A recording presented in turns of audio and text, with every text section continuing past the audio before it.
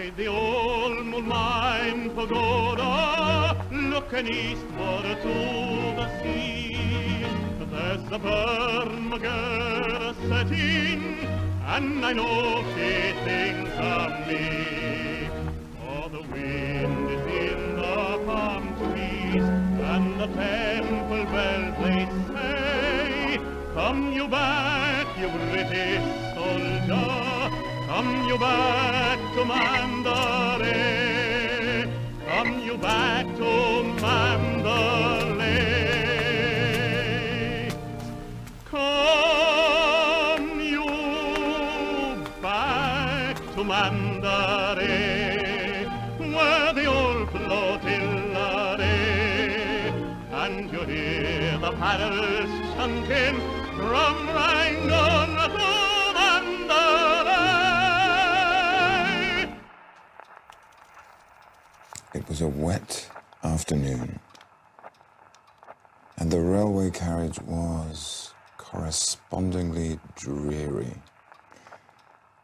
And the next stop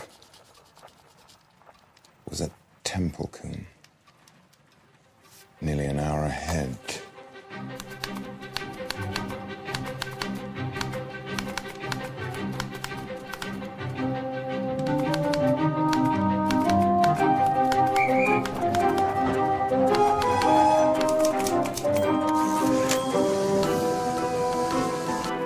The occupants of the carriage were a small girl, and a smaller girl, and a small boy. An aunt belonging to the children occupied one corner seat.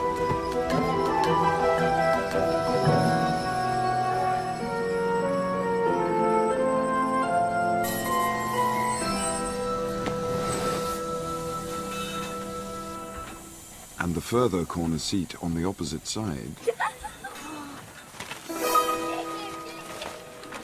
was occupied by a bachelor who was a stranger to their party. Tell us a story. Tell us a story. Tell us a story. But the small girls and the small boy emphatically occupied the compartment. Both the aunt and the children were conversational in a limited, persistent way, reminding one of the attentions of a housefly that refuses to be discouraged. Most of the aunt's remarks seemed to begin with "Don't." And nearly all of the children's remarks began with Why?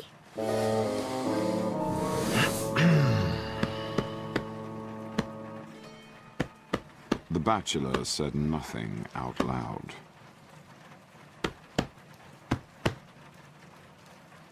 "Don't, Cyril, don't!" exclaimed the aunt, as the small boy began smacking the cushions of the seat, producing a cloud of dust at each blow. "Come and look out at the window." She added. The child moved reluctantly to the window. Why are those sheep being driven out of that field? He asked.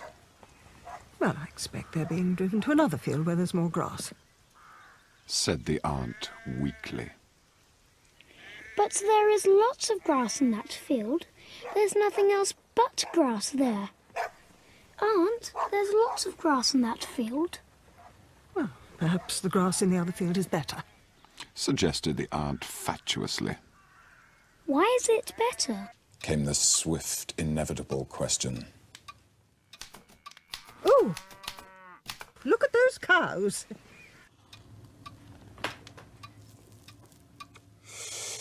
Nearly every field along the line had contained cows or bullocks, but she spoke as though she were drawing attention to a rarity. Why is the grass in the other field better? Persisted Cyril.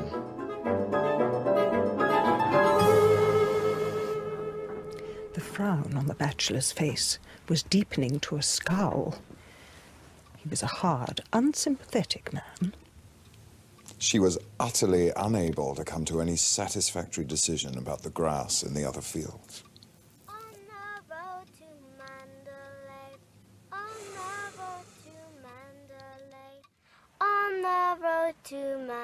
The smaller girl created a diversion by beginning to recite On the Road to Mandalay. On the road to Mandalay, on the road to Mandalay, on the road to Mandalay, on the road to Mandalay, on the road. She only knew the first line, On the road to but she put her limited knowledge to the fullest possible use. Mandalay, on the road to Mandalay, on the road to Mandalay, on the road to Mandalay, on the road to Mandalay, on the road to Mandalay, on the road to Mandalay, on the road to Mandalay, on the road to Mandalay, on the road to Mandalay.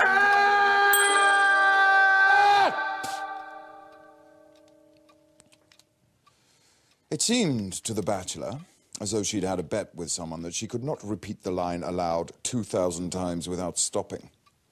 Whoever it was who'd made the wager was likely to lose the bet. On the road to Mandalay, on the road to Mandalay, on the road to Mandalay, on the road to Mandalay, on the road to Mandalay, on the road to Mandalay, on the road to Mandalay. Come over here. Listen to a story. Said the aunt, when the bachelor had looked twice at her and once at the communication court. The children moved listlessly towards the aunt's end of the carriage. Evidently, her reputation as a storyteller did not rank high in their estimation. In a low, confidential voice, interrupted at frequent intervals by loud, petulant questionings from her listeners, she began an unenterprising and deplorably uninteresting story about A little girl who was good and made friends with everyone on account of her goodness. And was finally saved from a mad bull by a number of rescuers. Who admired her moral character. Wouldn't they have saved her if she hadn't been good? Well, It was exactly the question that the bachelor had wanted to ask, well, yes. admitted the aunt lamely. But I don't think they would have run quite so fast to her rescue if they had not liked her so much. It's the stupidest story I've ever heard. Said the bigger of the small girls with immense conviction. I didn't listen after the first bit, it was so stupid. On the road to Mandalay, on the road to Mandalay, on the road to Mandalay, on the road. The smaller girl made no actual comment on the story, but she had long ago recommenced a murmured repetition of her favorite line. On the road to Mandalay. You don't seem to be much success as a storyteller. Said the bachelor suddenly from his corner. The aunt bristled in instant defense at this unexpected attack. It's a very difficult thing to tell stories to children that they can both understand and appreciate. I don't agree with you. Well, perhaps you would like to tell them a story. Tell us a story. Tell us a story. Tell us a story. Tell us a story.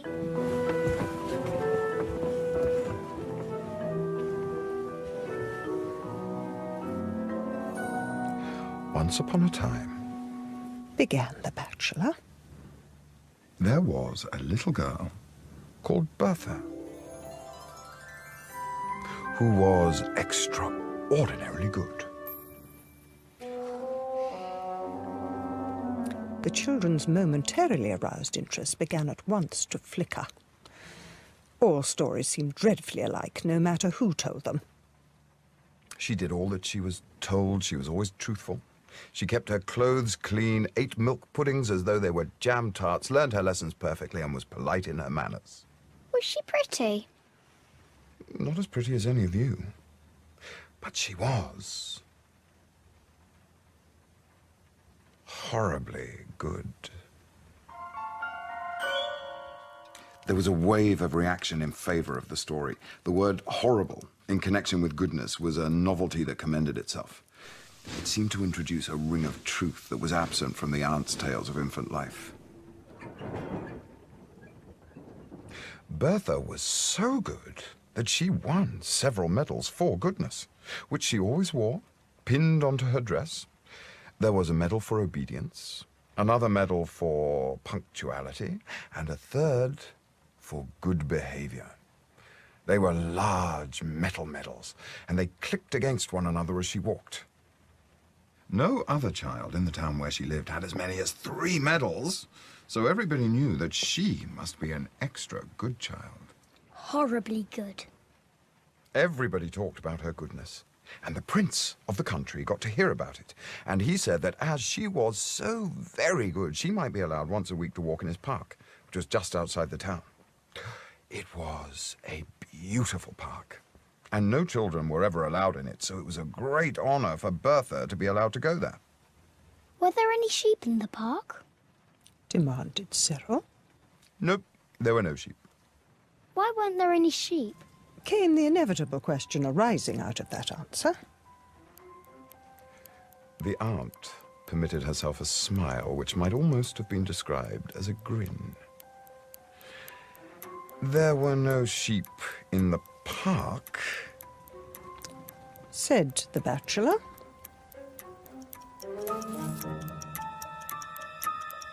Because the prince's mother had once had a dream that her son would either be killed by a sheep or else by a clock falling on him. For that reason, the prince never kept a sheep in his park or a clock in his palace. The aunt suppressed a gasp of admiration. Was the prince killed by a sheep or by a clock? He's still alive, so we don't know whether the dream will come true. Anyway, there were no sheep in the park, but there were lots of little pigs running all over the place. What colour were they? Black with white faces, white with black spots, black all over, grey with white patches, and some were white all over.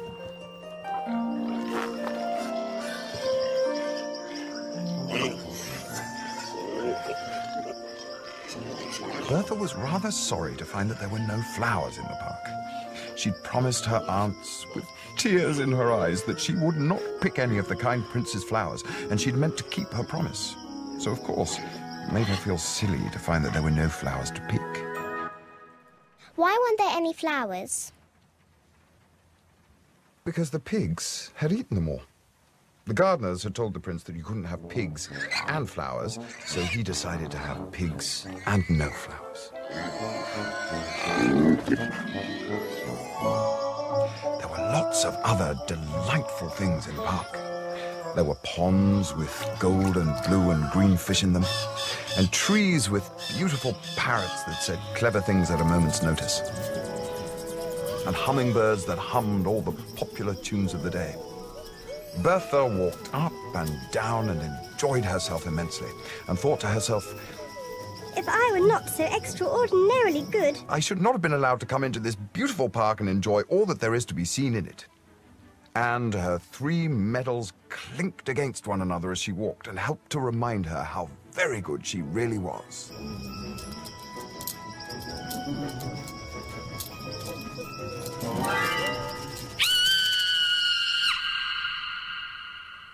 Just then, an enormous wolf came prowling into the park to see if it could catch a fat little pig for its supper. What colour was it? Asked the children. Amid an immediate quickening of interest, mud colour all over, with a black tongue and pale grey eyes that gleamed with unspeakable ferocity.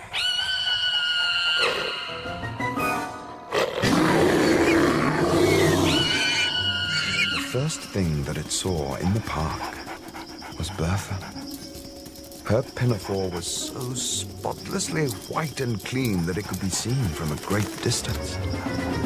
Bertha saw the wolf and saw that it was stealing towards her, and she began to wish that she'd never been allowed to come into the park. She ran as hard as she could, and the wolf came after her with huge leaps and bounds.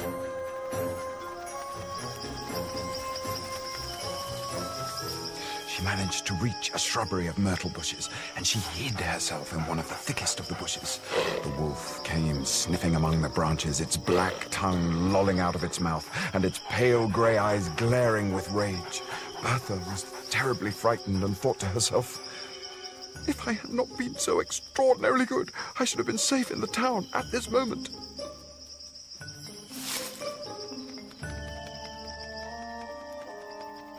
However, the scent of the myrtle was so strong that the wolf could not sniff out where Bertha was hiding, and the bushes were so thick that he might have hunted about in them for a long time without catching sight of her. So he thought he might as well go off and catch a little pig instead. Bertha was trembling very much at having the wolf prowling and sniffing so near her, and as she trembled, the medal for obedience clinked against the medals for good conduct and punctuality. The wolf was just moving away when he heard the sound of the medals clinking and stopped to listen. They clinked again in a bush quite near him. He dashed into the bush and dragged Bertha out and devoured her to the very last morsel. All that was left of her were her shoes, bits of clothing, and the 3 medals for goodness. Were any of the little pigs killed? Nope, they all escaped.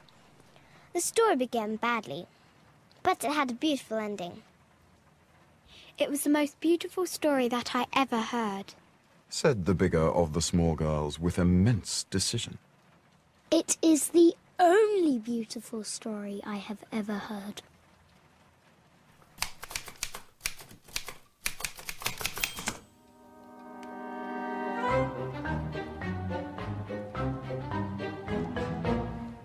A dissentient opinion came from the aunt. A most improper story to tell to young children. You've undermined the effect of years of careful teaching.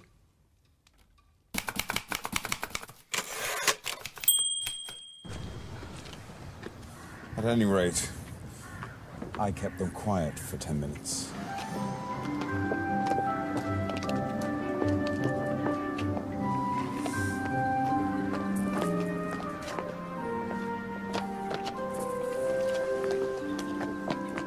Which was more than you were able to do.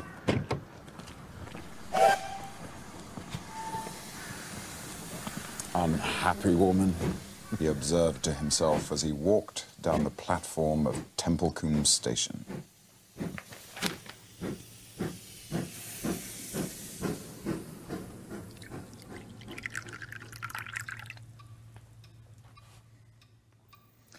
For the next 6 months or so, those children will assail her in public with demands for an improper story.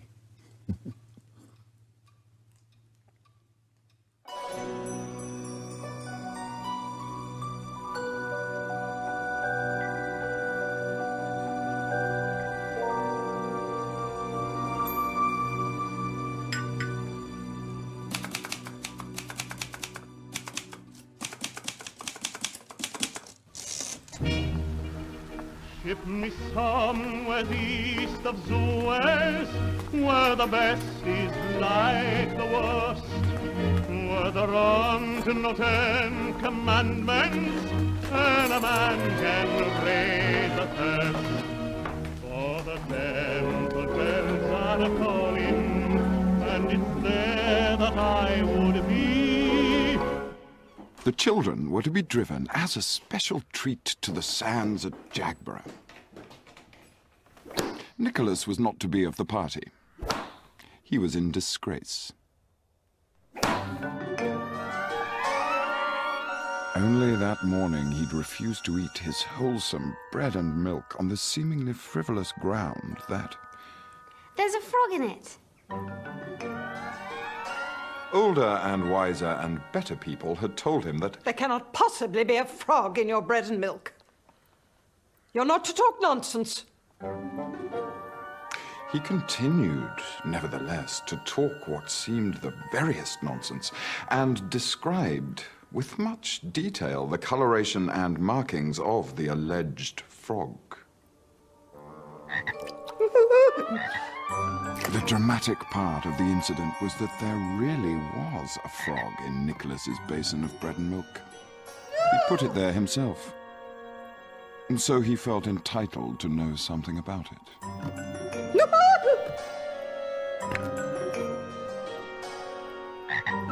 The sin of taking a frog from the garden and putting it in a bowl of wholesome bread and milk was enlarged on at great length.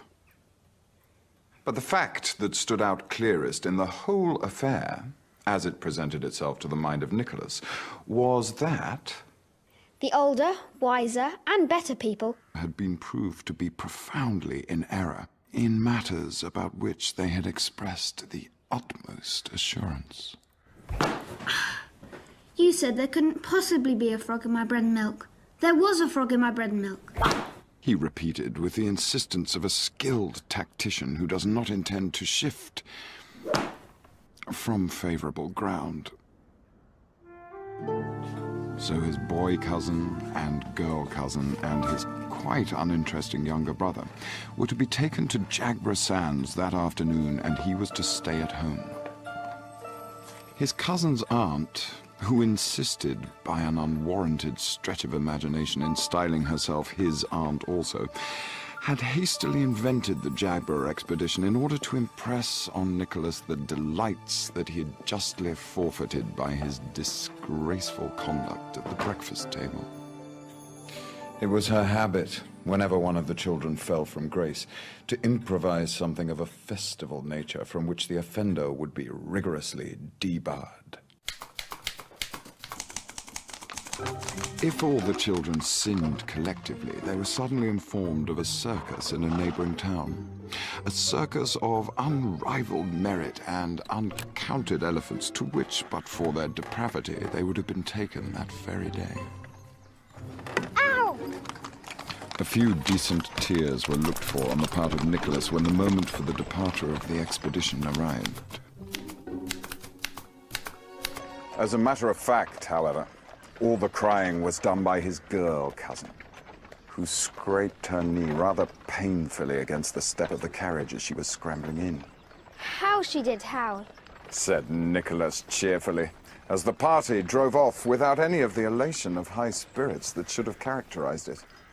We shall soon get over that. It'll be a bracing afternoon for racing about over those beautiful sands. How they will enjoy themselves. Bobby won't enjoy himself much. He won't race much either. His boots are hurting him. They're too tight. Why didn't he tell me they were hurting? He told you twice, but you weren't listening. You often don't listen when we tell you important things. You're not to go into the gooseberry garden. Why not? Because you're in disgrace. Said the aunt loftily. Nicholas did not admit the flawlessness of the reasoning. He felt perfectly capable of being in disgrace and in a gooseberry garden at the same moment. His face took on an expression of considerable obstinacy. It was clear to his aunt that he was determined to get into the gooseberry garden. Only As she remarked to herself. because I told him he is not to. Now, the gooseberry garden had 2 doors by which it might be entered. And once a small person like Nicholas could slip in there, he could effectually disappear from view amid the masking growth of artichokes, raspberry canes, and fruit bushes.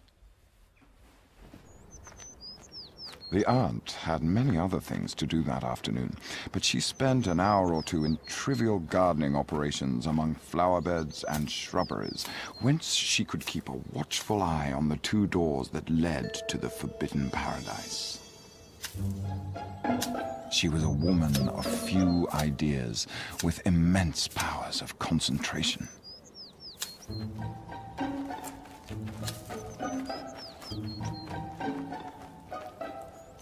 Nicholas made 1 or 2 sorties into the front garden. Wriggling his way with obvious stealth of purpose towards one or other of the doors, but never able for a moment to evade the aunt's watchful eye.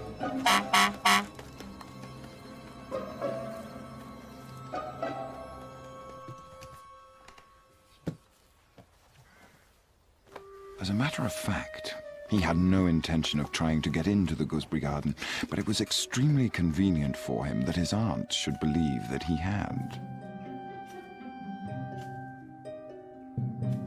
It was a belief that would keep her on self-imposed sentry duty for the greater part of the afternoon. Having thoroughly confirmed and fortified her suspicions, Nicholas slipped back into the house and rapidly put into execution a plan of action that had long germinated in his brain.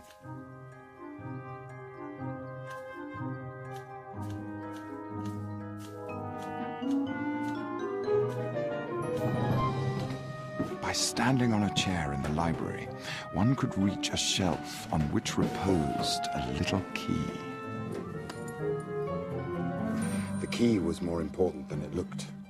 It was the instrument which kept the mysteries of the lumber room secure from unauthorized intrusion, which opened a way only for aunts and such like privileged persons. Nicholas had not had much experience of the art of fitting keys into keyholes and turning locks, but for some days past he'd practiced with the key of the schoolroom door.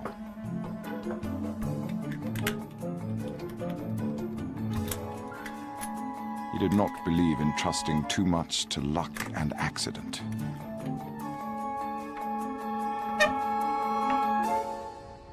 The door opened.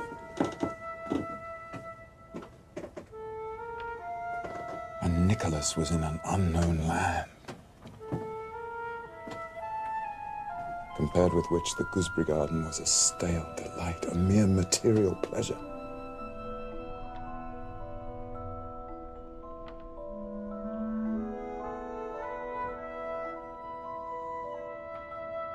Often and often Nicholas had pictured to himself what the lumber room might be like. That region that was so carefully sealed from youthful eyes and concerning which no questions were ever answered. It came up to his expectations.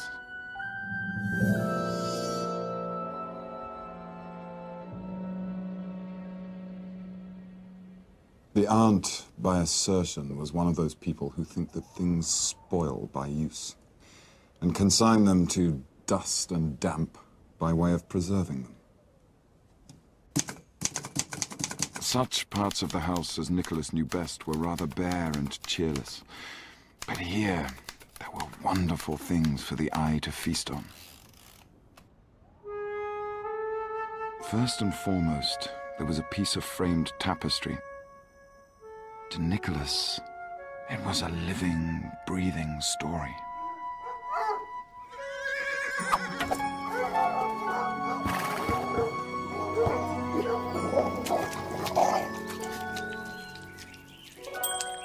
But did the huntsman see what Nicholas saw?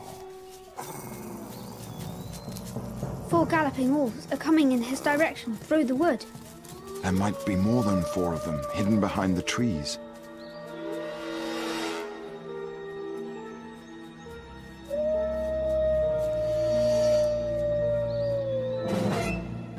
He has only 2 arrows left in his quiver, and he might miss with one, or both of them. All the one knew about his skill in shooting was that he could hit a large stag at a ridiculously short range. Nicholas stood for many golden minutes revolving the possibilities of the scene. He was inclined to think that there were more than 4 wolves, and that the man and his dogs were in a tight corner.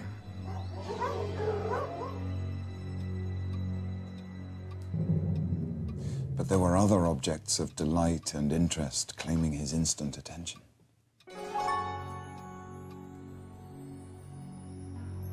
Twisted candlesticks in the shape of snakes. A teapot, fashioned like a china duck, out of whose open beak tea is supposed to come. How dull and shapeless the nursery teapot seemed in comparison.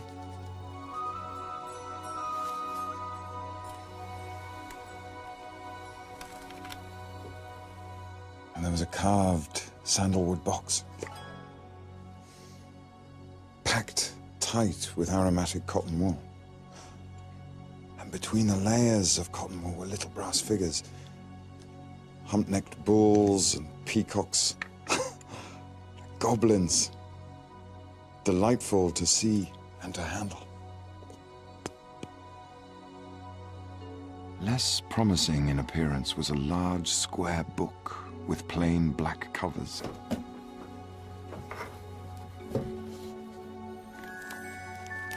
And behold, it was full of colored pictures of birds, and such birds.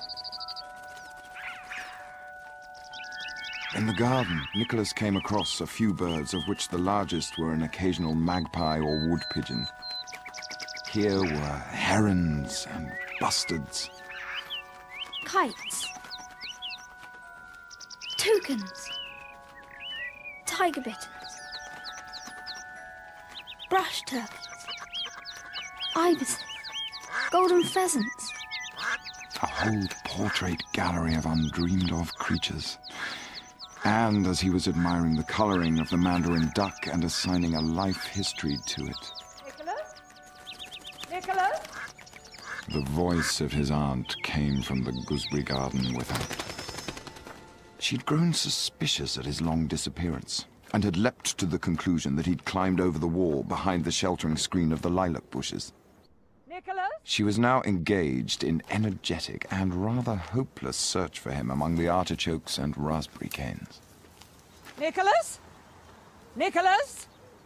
You're to come out of this at once. It's no use trying to hide there. I can see you all the time. It was probably the first time for 20 years that anyone had smiled in that lumber room.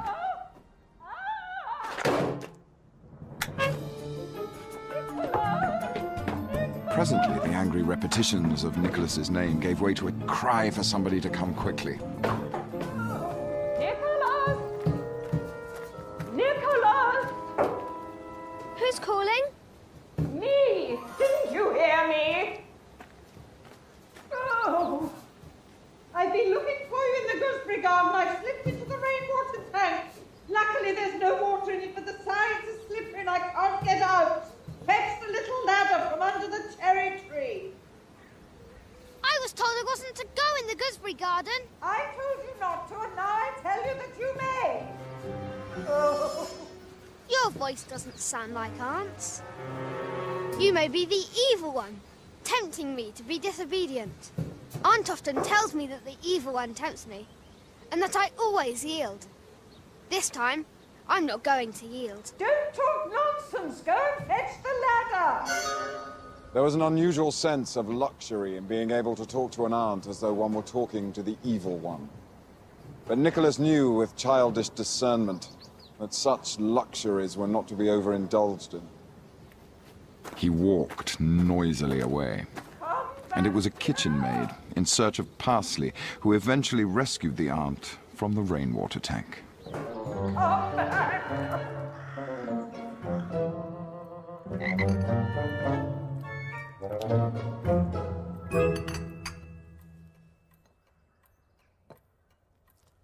Tea that evening was partaken of in a fearsome silence.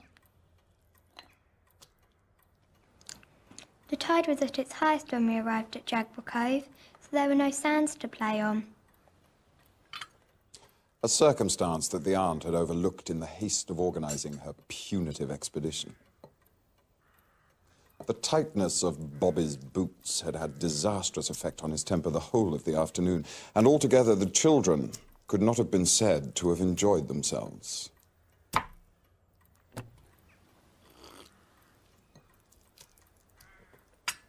The aunt maintained the frozen muteness of one who suffered undignified and unmerited detention in a rainwater tank for 35 minutes. As for Nicholas, he too was silent in the absorption of one who has much to think about. It was just possible, he considered, that the huntsman would escape with his hounds while the wolves feasted on the stricken stag.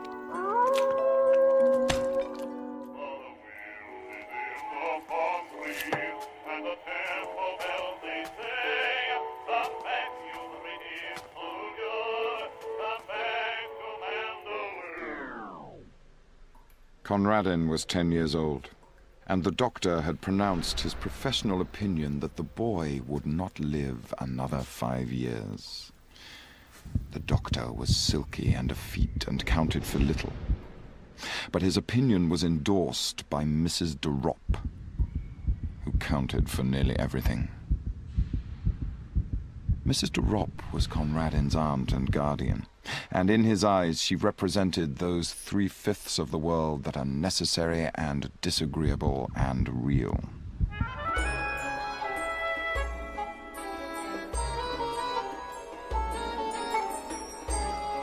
The other 2/5, in perpetual antagonism to the foregoing, were summed up in himself and his imagination. One of these days, Conradin supposed he would succumb to the mastering pressure of wearisome necessary things, such as illnesses and coddling restrictions, and drawn-out dullness. Without his imagination, which was rampant under the spur of loneliness, he would have succumbed long ago.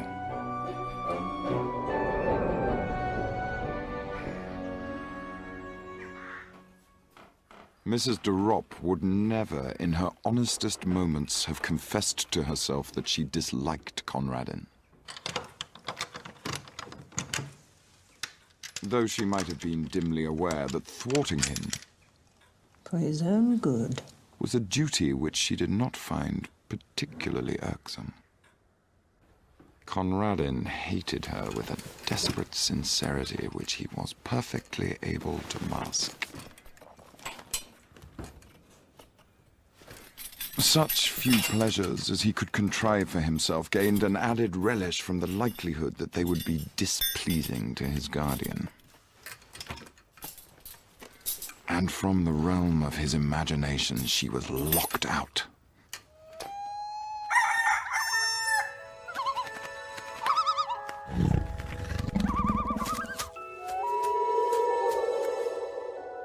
An unclean thing which should find no entrance.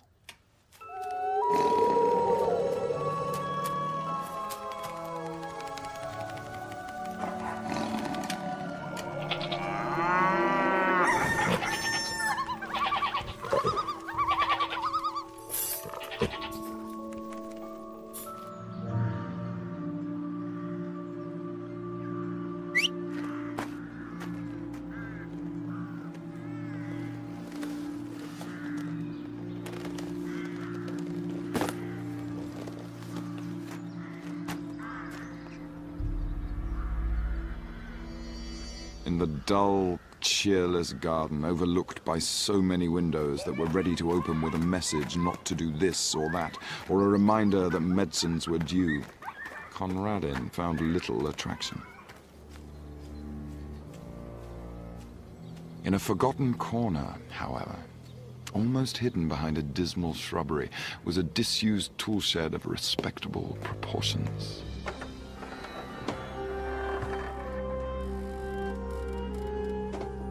And within its walls, Conradin found a haven. Something that took on the varying aspects of a playroom and a cathedral. He peopled it with a legion of familiar phantoms, evoked partly from fragments of history, partly from his own brain. But it also boasted 2 inmates of flesh and blood. In one corner lived a ragged-plumaged hooded hen, on which the boy lavished an affection that had scarcely another outlet.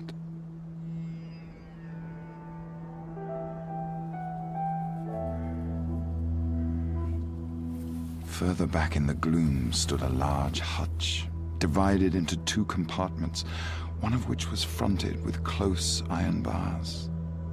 This was the abode of a large polecat ferret, which a friendly butcher boy had once smuggled, cage and all, into its present quarters in exchange for a long-secreted hoard of small silver. Conradin was dreadfully afraid of the lithe, sharp-fanged beast, but it was his most treasured possession. Its very presence in the tool shed was a secret and fearful joy, to be kept scrupulously from the knowledge of the woman, as he privately dubbed his aunt.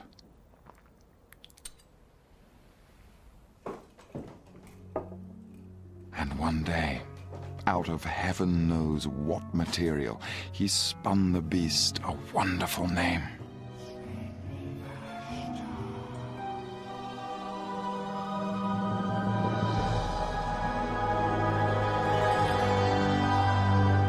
And from that moment it grew into a god and a religion.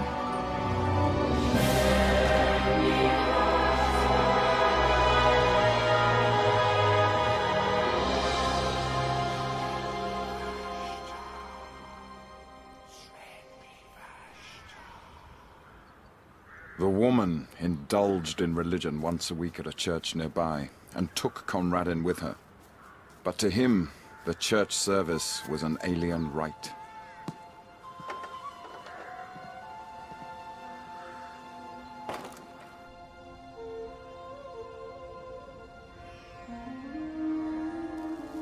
Every Thursday, in the dim and musty silence of the tool shed, he worshipped with mystic and elaborate ceremonial before the wooden hutch where dwelt Sredni Vashtar, the great ferret. Red flowers in their season and scarlet berries in the wintertime were offered at his shrine, for he was a god who laid some special stress on the fierce, impatient side of things, as opposed to the woman's religion, which, as far as Conradin could observe, went to great lengths in the contrary direction.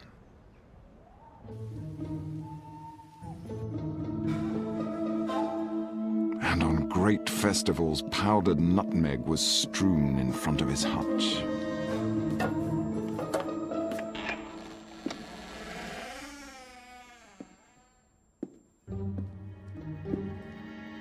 An important feature of the offering being that the nutmeg had to be stolen.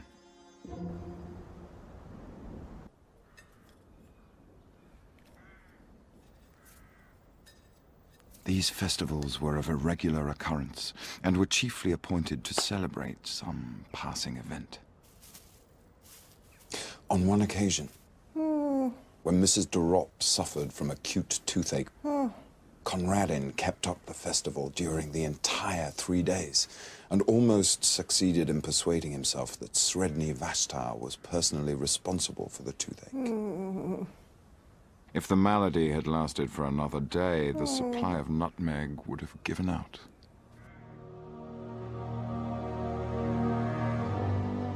The Houdan hen was never drawn into the cult of Sredni Vashtar. Conradin had long ago settled that she was an Anabaptist. He did not pretend to have the remotest knowledge as to what an Anabaptist was, but he privately hoped that it was dashing and not very respectable.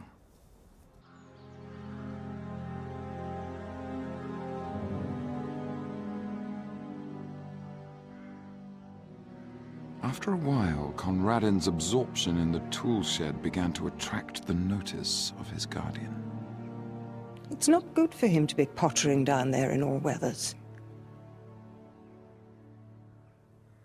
And at breakfast one morning, she announced, The Houdan hen has been sold and taken away overnight. With her short-sighted eyes, she peered at Conradin, waiting for an outbreak of rage and sorrow, which she was ready to rebuke with a flow of excellent precepts and reasoning. But Conradin said nothing. There was nothing to be said.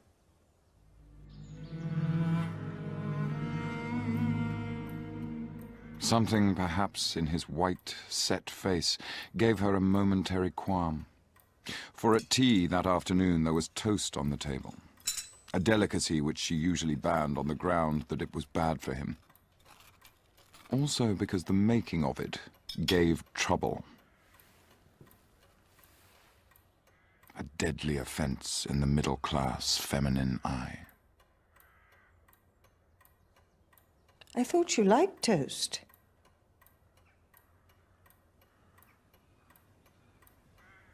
Sometimes. In the shed that evening, there was an innovation in the worship of the hutch god. Conradin had been wont to chant his praises. Tonight, he asked a boon. One thing for me, Sredni Vashtar.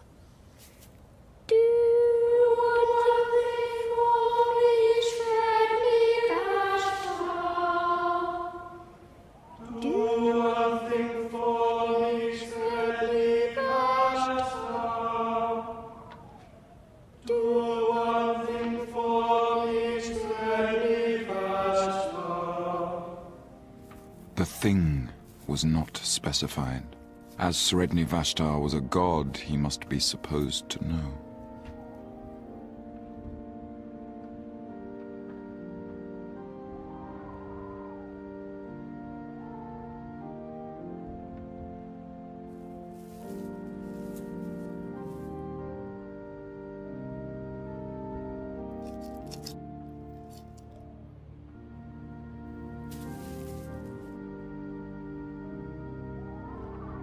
And choking back a sob as he looked at that other empty corner, Conradin went back to the world he so hated.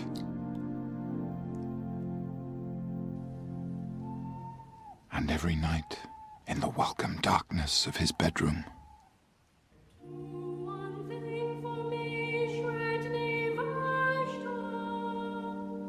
and every evening in the dusk of the tool shed, Conradin's bitter litany went up. Do one thing for me, Sredni Vashtar. Do one thing for me, Sredni Vashtar.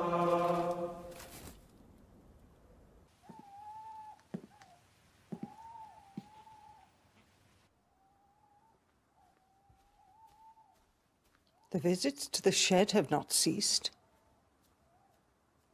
And one day, she made a further journey of inspection.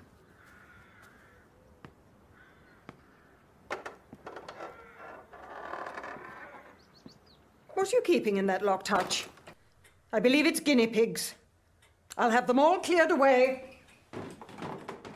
Conradin shut his lips tight, but the woman ransacked his bedroom till she found the carefully hidden key.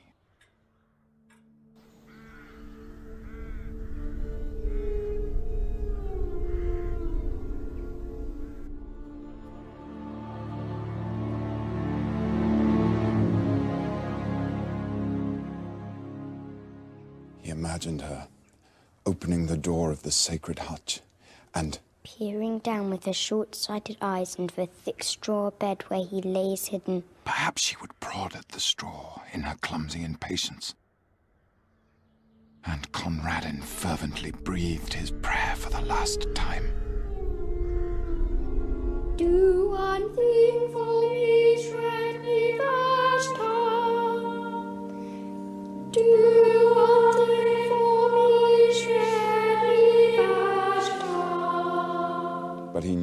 he prayed, that he did not believe.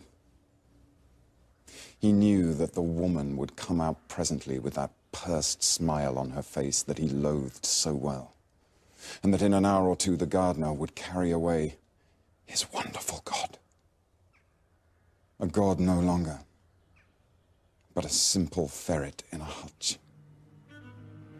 And he knew that the woman would triumph always as she triumphed now, and that he would grow ever more sickly under her pestering and domineering and superior wisdom till... One day, nothing will matter much more with me, and the doctor will be proved right. And in the sting and misery of his defeat, he began to chant loudly and defiantly the hymn of his threatened idol. Sredni Vashtar went forth, his thoughts were red thoughts, and his teeth were white, his enemies called for peace, but he blew from the dead. Sredni Vashtar, that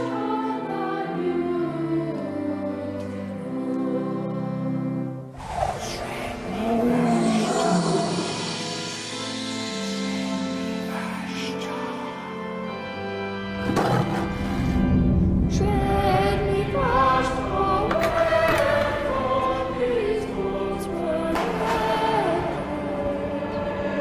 Don't. And his teeth were white, his enemies called for peace, but he The minutes were slipping by. They were long minutes, but they slipped by nevertheless. He watched the starlings running and flying in little parties across the lawn. He counted them over and over again, with one eye always on that swinging door.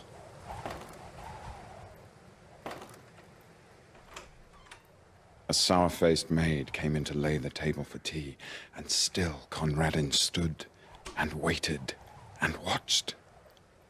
Hope had crept by inches into his heart, and now a look of triumph began to blaze in his eyes that had only known the wistful patience of defeat.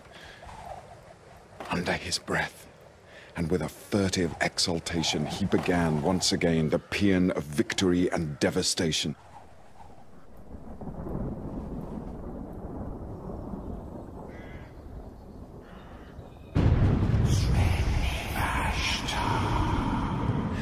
And presently, his eyes were rewarded. Out through that doorway came a long, low beast, with eyes a-blink at the waning daylight, and dark, wet stains around the fur of jaws and throat. Conradin dropped on his knees.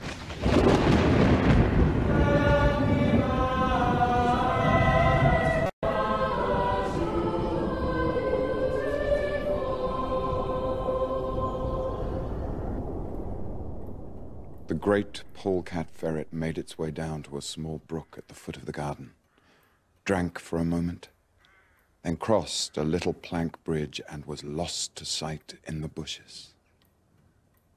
Such was the passing of Sredni Vashtar.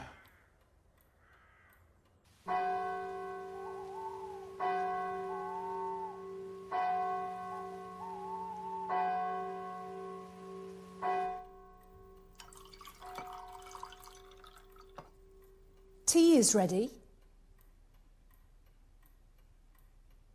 Where is the mistress? She went down to the shed some time ago, said Conradin.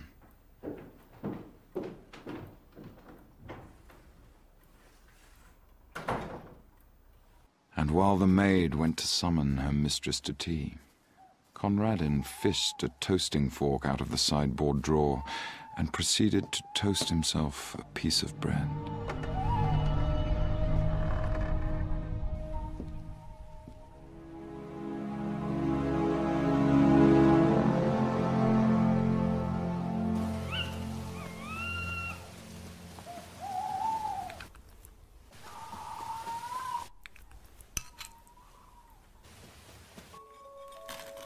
and during the toasting of it, and the buttering of it with much butter, and the slow enjoyment of eating it, Conradin listened to the noises and silences which fell in quick spasms beyond the dining-room door. The loud, foolish screaming of the maid, the answering chorus of wondering ejaculations from the kitchen region, the scuttering footsteps and hurried embassies for outside help.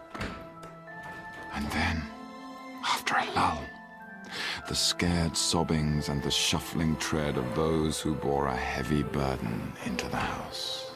Whoever will break into the poor children, I couldn't for the life of me, exclaimed a shrill voice. And while they debated the matter among themselves, Conradin made himself another piece of toast.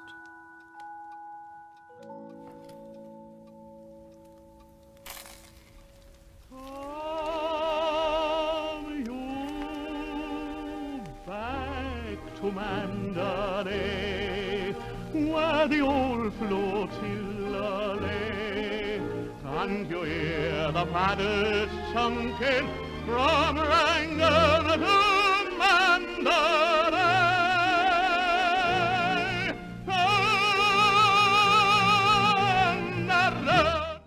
Next week here on BBC4, our Tuesday night drama is In Praise of Hardcore, a drama documentary about the life of critic, impresario and dandy Kenneth Tynan.